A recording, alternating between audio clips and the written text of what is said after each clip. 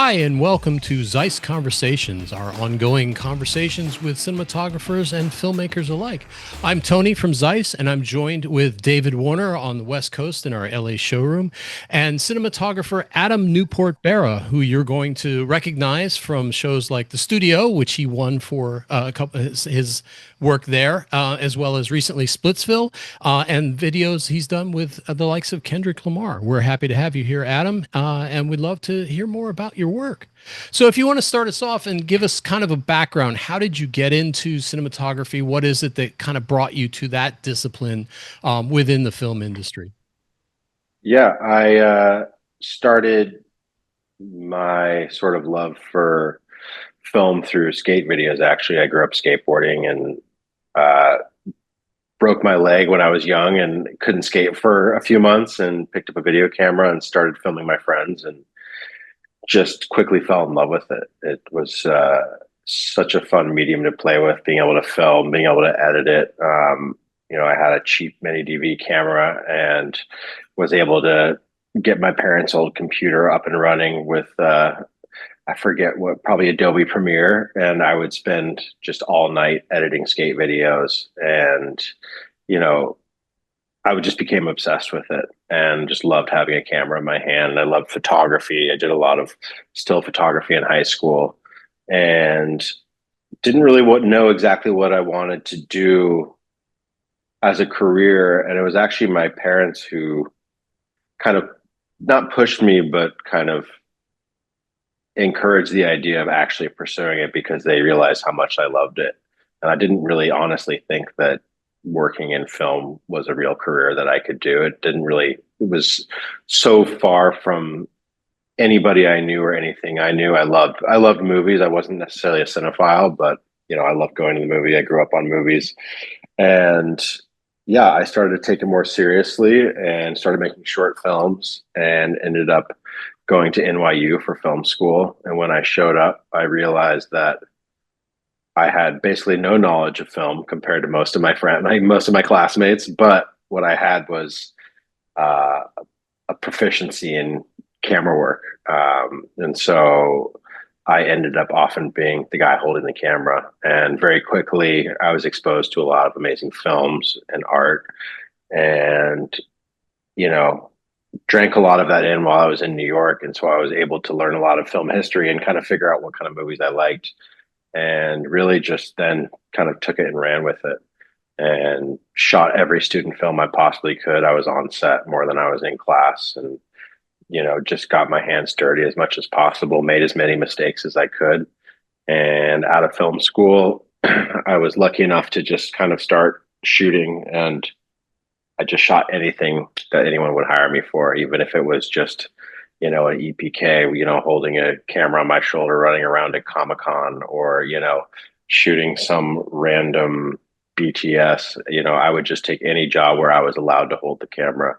And I never really had like the technical proficiency to start a career as a technician.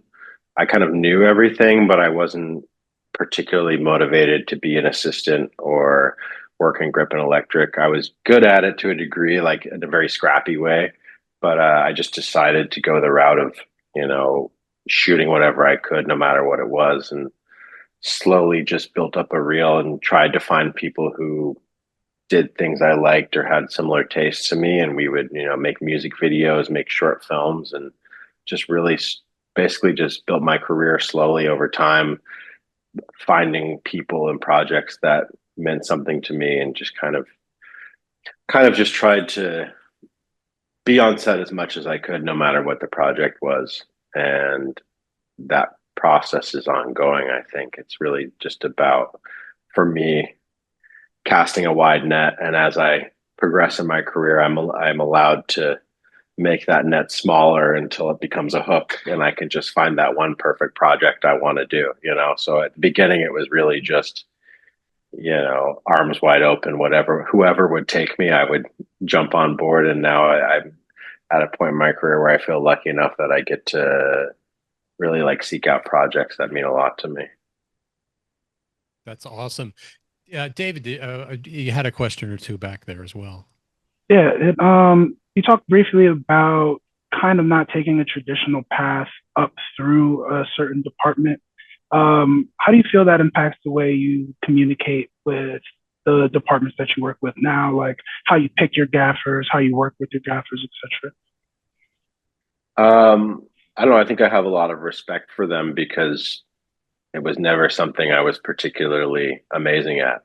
So I feel like for me, it was always about finding people who were better than me, and who were more experienced than me and learning from them. And I think that's been a big part of my career is seeking out gaffers or key grips or camera assistants or operators who have more experience than me. Like even on the studio is a great example. I try to operate a lot of the work that I do because I love touching the camera. But for the studio, it just didn't make sense given how complicated the shots were and how much I needed to be kind of behind the monitor helping choreograph everybody, especially because Seth, one of our directors, was in the scene.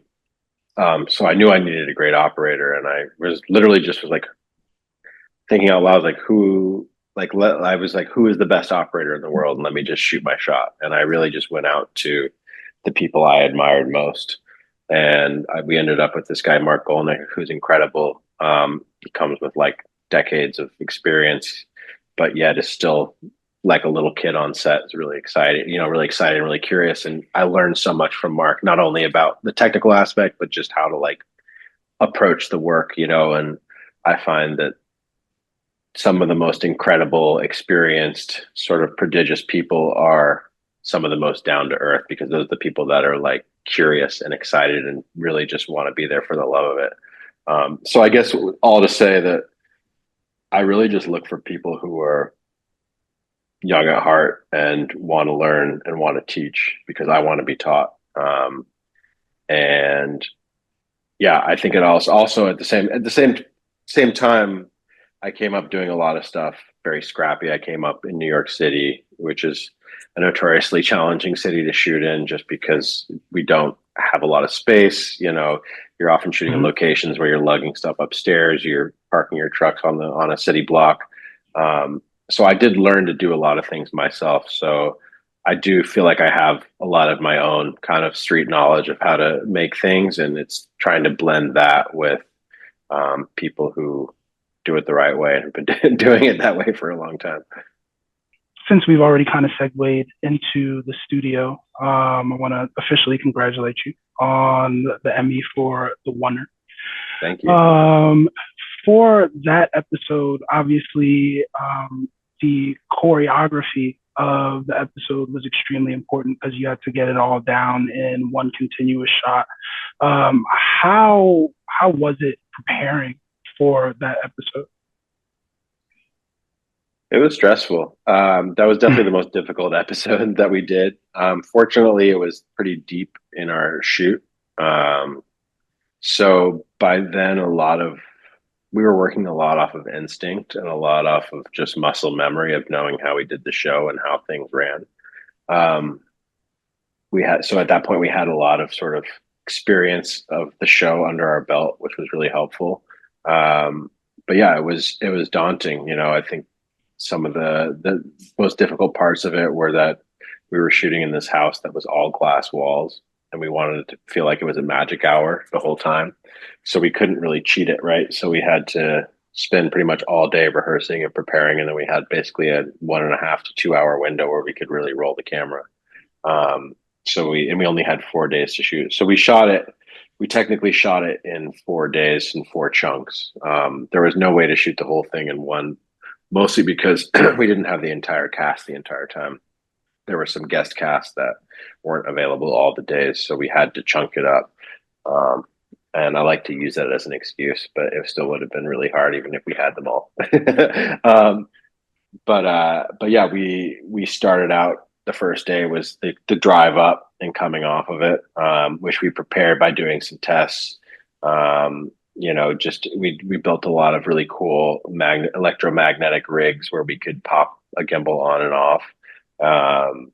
And then, we basically just mapped out the path. We try not to be too prescriptive with the actors when we're doing this, but at the same time, this was a really make or break episode. So Seth and Evan and I were really quite prescriptive about where actors stood, to the point where, you know, we were filming it with an iPhone ahead of time and putting out marks and basically just telling people, you can deliver the lines however you want, but you have to be standing right here, and you have this many seconds or this many milliseconds to do whatever you want to do. You just need to, a lot of times it was kind of like jazz. It was like, we're going to hand it off to you. You have this many beats to do whatever you want. You need to make sure you convey the story beat that is in the script, but like, you know, make it what you will, and then we're off of you, right? So there was no lingering on anything. So we were really prescriptive about where people were and where the camera was moving, because we just really had to time it with the daylight.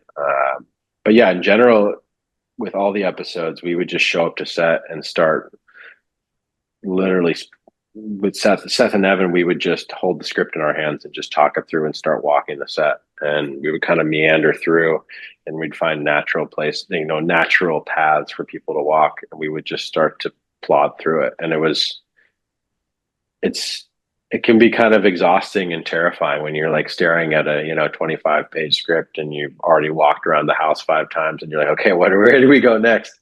But we would just try to one up every moment. It really kind of shows, and that analogy of a piece of music, or especially jazz, I think it really works here, because what you presented after all that work and after all that's put together is something that's really fluid and has that intensity and the handoff between the different actors and characters and components as you drive through, as you move through the 1 hour of the shot. Mm-hmm. So half hour, but yes. Half hour. Fortunately, only half an hour.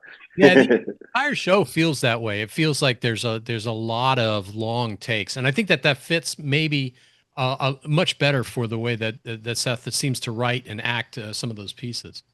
Yeah, I mean, it was definitely a conversation from the beginning, because when I first met Seth and Evan, the first thing they said is, we want to do this all in oneers. Every scene wants to be a oneer, and we want one episode to be a oneer, which was episode 2.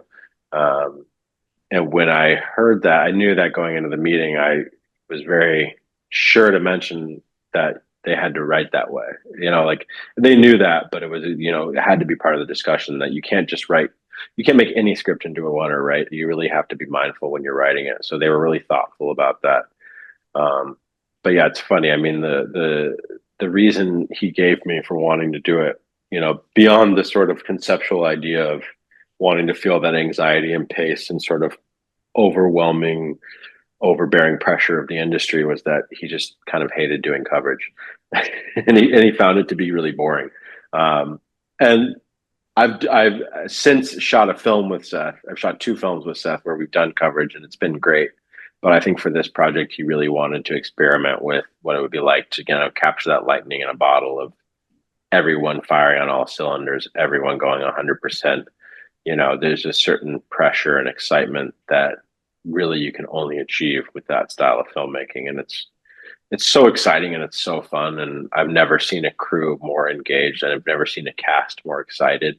It's just like pure filmmaking, in that everyone's paying full attention. And every time you get a shot, literally everyone on set's cheering. You know what I mean? It's just every day there's that feeling of just like collective achievement, which you just often don't get when you're doing, you're piecing out a scene, then you shoot a wide shot, and then you shoot a close up, you shoot another close up, you shoot a medium shot. The actors don't know what's going to end up in the cut, and often the director doesn't even know at that point. So you're kind of like, well, I think we got the scene. There's some really nice pieces. Let's see how it turns out. Whereas when we'd play back a shot on set, we'd be like, there's our TV show. Do we like it? And if we didn't like it, we're like, let's fix it. Let's edit it. Let's change the dialogue. Let's shorten it. Let's draw this part out. It's really, really special. And it's a cool way of working, because right away if a scene is working or not. What's it like mapping all of this out with greats like Scorsese and Ron Howard in the room? Very intimidating. We were very nervous about Scorsese. I don't think Seth slept for like an entire week before that. Like I'd see him every morning leading up to it, and I'd just be like, he just had this like deep introspective look to him, and I was like, "How you doing, buddy?" He's like, I'm okay. I'm okay." And he'd just be terrified of, you know, I think he was so excited to have Scorsese, but at the same time, I think he was like, "Oh my God, what have I done?" um, and but that again, like that kind of pressure is what makes filmmaking so great. And we planned as much as we could, but we also knew that Scorsese was going to have his own ideas, and he was going to have, we wanted to make him comfortable and also lean into what made him great, which, you know, a lot of times with the guest actors, it was a lot of blocking and a lot of physical comedy. But with Scorsese, it was really about just like drinking him in and letting him perform. Um, so we often honestly let Scorsese kind of be there, and we would choreograph people around him, so that he could just kind of chill and give incredible dialogue and performance, and everyone else is buzzing around him. And we actually, you know, with every other guest actor, we told them ahead of time that, the conceit of our show, that we were doing everything in oneers, that they needed to show up off book, that, we weren't going to do coverage, that like, every shot is kind of make or break, and everyone kind of rose to that occasion. But with Scorsese, I think Seth was too intimidated or too nervous to tell him. So Seth actually had us bring a second camera to set just in case Scorsese was like offended that we only had one camera. And when Scorsese walked on set, Seth, everyone was chumming it up, and Seth kind of walked over and he's like, "So, just to let you know, we've kind of been doing this thing where we only shoot with one camera. We don't really do coverage. And how do you feel about that?" And Scorsese just goes, "I love it. That's great. Let's do it."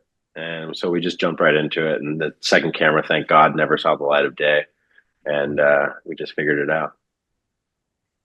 Yeah. So speaking of, Oh no, I was just saying. And then with Ron, I think Ron had actually visited the set ahead of time, and he knew the conceit and was really excited about it. And Ron also was really like, I think he was quite involved with like kind of like workshopping the script with Seth and Evan. So he was a really integral part of his episode. And so I think his is obviously a lot more physical, a lot more active. I mean, there's like a fight scene where he literally throws Seth over a bar cart.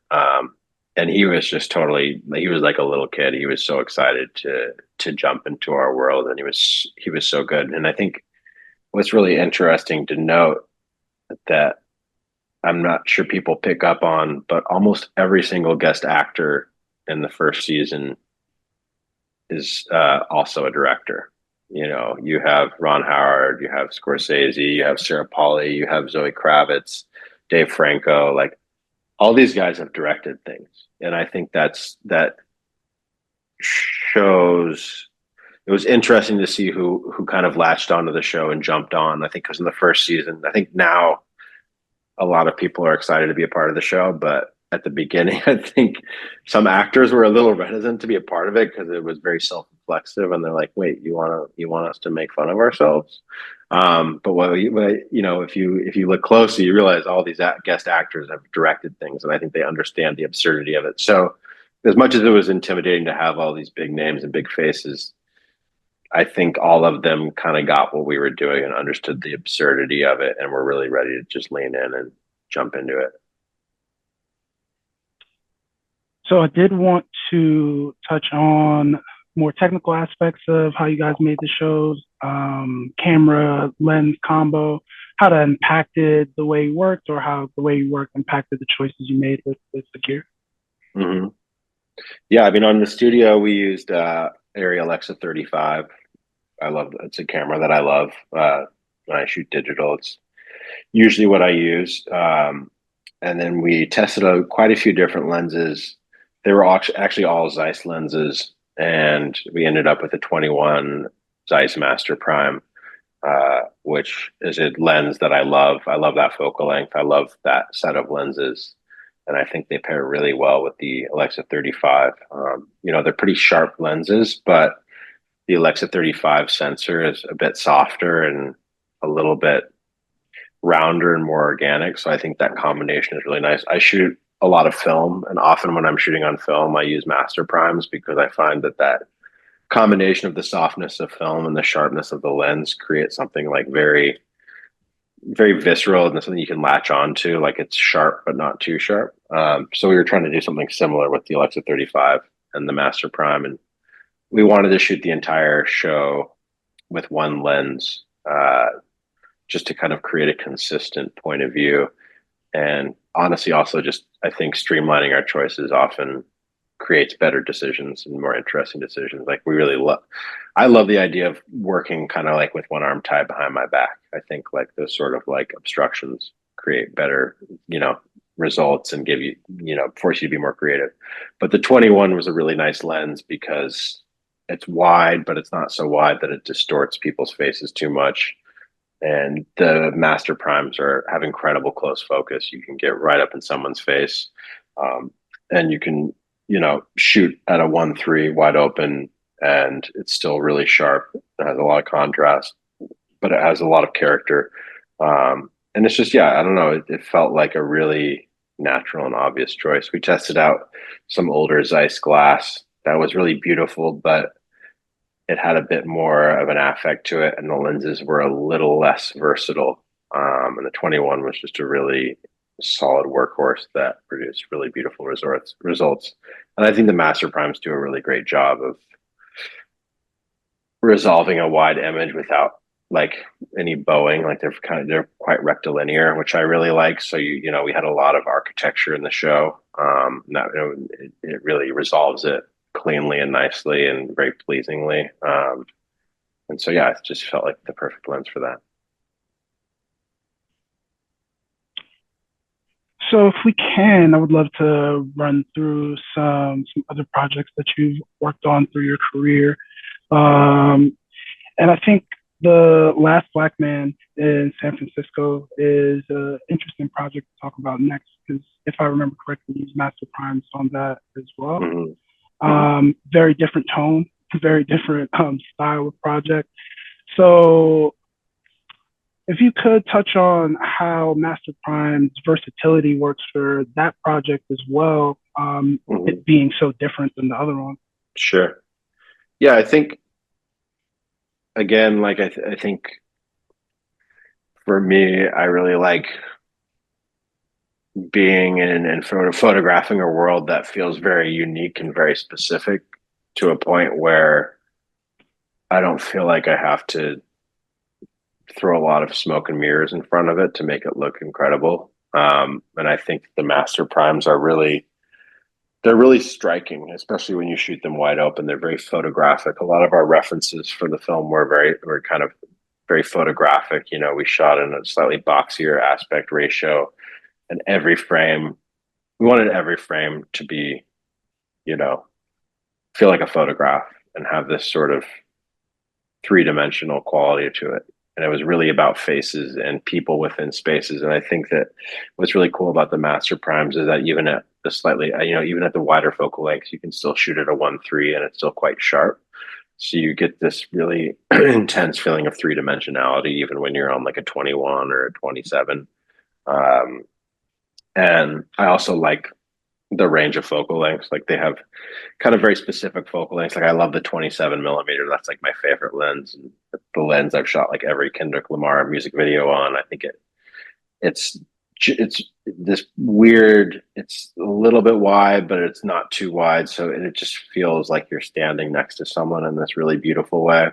And I haven't really found another lens like it. So I kind of keep referring to that lens because it's just like an old friend. And I really love rangefinder photography. That's like when I shoot photography, I shoot with the rangefinder, and that usually means I'm shooting with one lens. And so I tend to kind of fall in love with the lens and just try to create a language out of it. So for Last Black Man, we really fell in love with the 27, and that was like the majority of the movie. But I think those lenses they have a really nice contrast. They have really beautiful fall off. They feel very real, but kind of dreamy at the same time. And they're also just really quick to work with. They're all exactly the same size, and they all have great close focus. They all open up to a 1.3. And so for me, that was a tiny movie, It was a really, really scrappy production that we were shooting very fast. And I think that sort of flexibility and not having to rebuild the camera every time we switch lenses was really helpful. And I also think that the master primes also give the film, they kind of heighten the look. I think they make it look, for lack of a better word, more expensive than it is. Like it feels elevated in this way, you know? Speaking of Kendrick, you've done a lot of work with him in recent years, doing a lot of videos for the songs on Mr. Morale, and recently doing the Luther music video. Kendrick kind of has this like mystery around him as a creative. I was just wondering how you got tied in so closely with the last couple projects that he's done. Yeah, I mean, I've been working with them now for, I don't know, like 4 or 5 years, I think. And the first thing we did was this sort of teaser promotional thing for their company, PG Lang. And I think they reached out to me because they were starting to sort of dabble in the film. Like they wanted to make things more cinematic and kind of more filmic. And I think that they were responding to my work and they wanted to elevate, take their work to a different level. Not that they hadn't been doing insane work up until that point, but I think it was just like, a path. They were trying to explore something different, and they came to me with a really specific vision for what they wanted to do. And I kind of just felt like I got it right away, which was really exciting. It's kind of honestly really rare to just see someone's pitch and just be like, I am that guy. I know exactly what you're trying to do. And but it wasn't something I had done before. It was like they showed me things, the way that they work is a lot of reference imagery, and it's very tonal. It's very conceptual. It's often just a smattering of images and like a few words, and you kind of have to decipher what it means to you. And fortunately, like, I feel like I first of all love his music, and I don't know, I just really respect him as an artist. And his manager slash very close friend, Dave Free, who has directed a lot of his work up until that point and was going to direct this, kind of brought me in, and we just worked together and really treated everything like kind of more like art, modern art, like, video art rather than music video. And that really excited me. And just, it wasn't about making a music video. It was about making like lasting images that people thought about and talked about. So for me, it was like kind of a dream because it felt like moving photography. I got a chance to watch Count Me Out before we got on. Nice. And I can see exactly what you're talking about in that it is all images, and it just, I mean, it must be wonderful as a creator yourself to be able to just, there's no end to the different images that you've put into that piece. It's just wonderful. Yeah, I think everything that I've done with them, I've maybe done 4 or 5 projects with them now. Everything we've done feels at the same time like it all lives in the same conversation, but everything is also very different. And I really love that. And I think they're also just really excited about pushing boundaries and trying new things, and put so much trust in me and everyone else that, like, there was a lot of discussion beforehand, but a lot of it was just kind of vibes and, like clicking over the same ideas and images and references, and then just going out and experimenting and playing with it. And it was very natural and really fun, and hopefully we'll keep doing it. Yeah. Did you guys kind of attack all of those videos as like one large undertaking, or did it still feel like you were doing a bunch of separate music videos? No, it was definitely separate. Everything was separate. Like, because I would, it was often that, the first stuff we did was kind of COVID era. So it was kind of like finding time windows where it was safe to shoot, or, locations where we could safely shoot. The N95 music video we shot over the course, I think, of like 5 or 6 months. And it was really just like maybe once a month we'd pop out and do something. And then I also did some other work with them with a director named Jake Schreier, who's a friend of mine, who does incredible work. And Yeah, I would say like we would sometimes go on a run of a couple projects, but then, Kendrick would be on tour or I'd be shooting a movie or they'd want to hire somebody else. Like it was never like I was their guy. I think it was just like for certain projects it made sense and I was available at the time and, it kind of I was lucky enough to be a part of it. So I would say over the course of the last 4 or 5 years, I've maybe done a project with them once a year or something. How is it keeping the like visual and stylistic like continuity working like once every like 4 or 5 weeks on a video?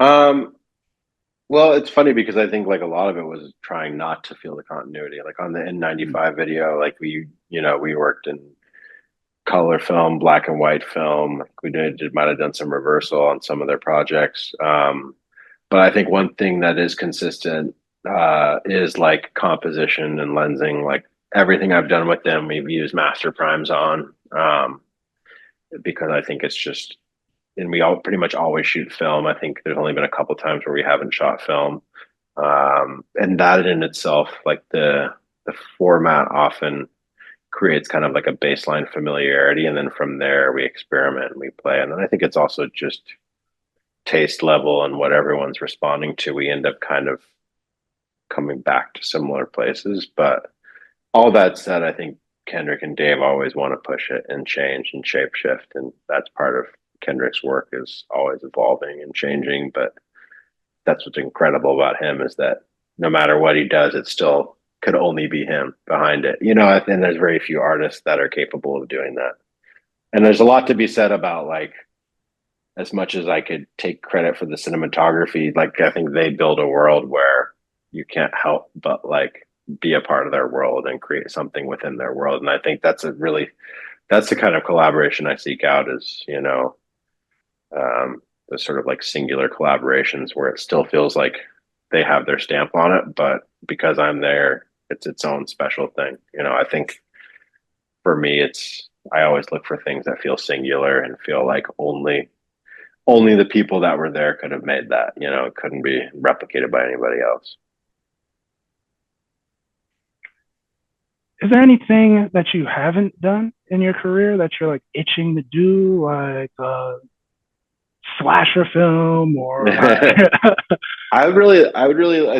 think I really would love to do something more in the like action adventure thriller world.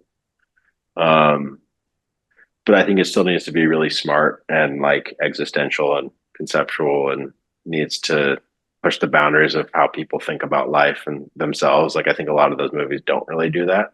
And it's not to say that they're not still entertaining, but I think for me, anything I work on needs to sort of pose a question about why we're here and what we're doing with ourselves. And so like for me, like that would be the dream. And then technically I would love to shoot on IMAX and I've never done it.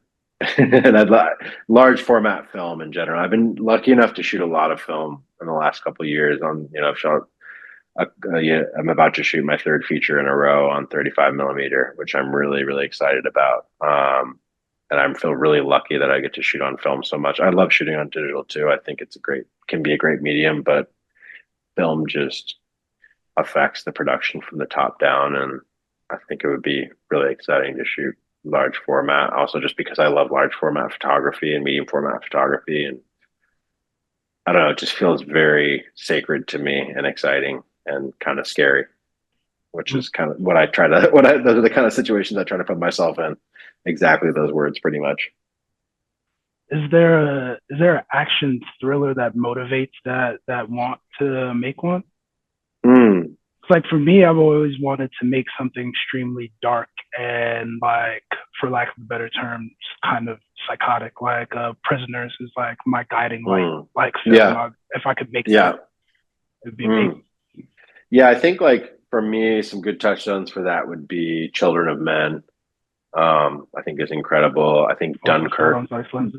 Yeah, exactly. Dunkirk is another favorite of mine that like anytime I get an opportunity to watch Dunkirk, I'm watching it. I think Sicario is a masterpiece. And I just love the way he builds tension while still feeling very human. And there's elements of action and thriller and honestly horror, but it's still a very human experience. So those are the kind of movies in that world I would love to explore, that feel very human and still are really about the character, very character driven, but are just incredibly intense, and movies that you honestly want to go see in a theater. I think that's for me a big thing, is I really want to make movies that get people out to the movie theaters, because that experience, seeing a movie like that in a theater is just like, there's nothing quite like it. Yeah, if it wouldn't have been too jarring, I would have pulled my webcam and showed you the Sicario poster 3 inches away from my desk. Nice. I watch that movie at least once a year. There are a few like kind of like guiding lights, and I wouldn't say that genre is like my end all be all, but it's definitely part of the sort of collection of things that I really want to be a part of. And I would love it. I would love it if Paul Thomas Anderson started hiring DPs again, because I would do anything. Yeah. What has brought you to New York now? Is that one of the ones that you're working on? Yeah, I'm prepping a film now. It starts shooting in a couple weeks. It's a small indie movie. It hasn't been announced yet, but it's a small movie. And we're shooting on film. I'm really excited to be back in New York. This is kind of where I came up, and honestly haven't shot a lot in New York in the past decade. So it's exciting to be here. It's exciting to be here in the fall. It's a small movie, but what I love about New York is that you can make a small movie feel really big and really, intense. So I'm excited to sort of just fold this like very delicate, beautiful drama / comedy into the world of New York. And I know the city quite well, having lived here for a while. I don't live here anymore, but I don't know. It's really nice to be back, and shooting in the fall is the best. And we're actually shooting our camera test tomorrow. So we're going to be testing a lot of different lenses, and there's definitely some ZEISS lenses in the mix. I'm going more old school at this. So I'm looking at some old ZEISS glass, which I'm excited about. Some lenses that I used on the last film, Splitsville, that I did. So I'm excited to test those against some other stuff and just play around. That's great. Well, we wish you luck with that. I hope it comes out. Thank you. Yeah, I'm excited. What did you use on Splitsville? So they're Panavision lenses, but they're ZEISS glass. It's the USZ lenses, which I started using.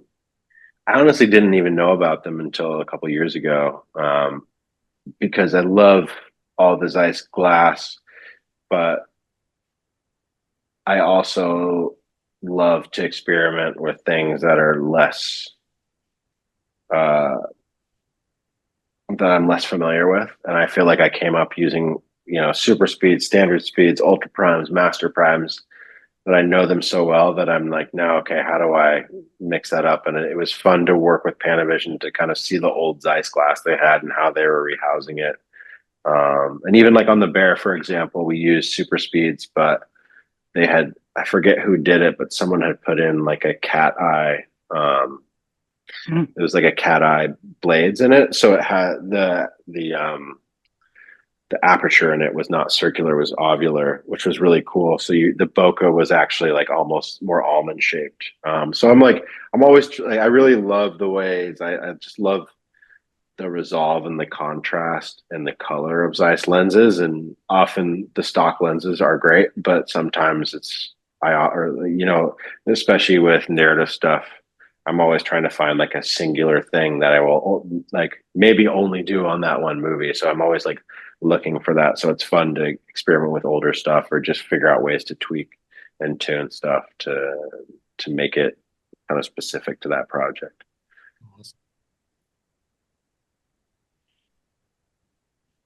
Awesome.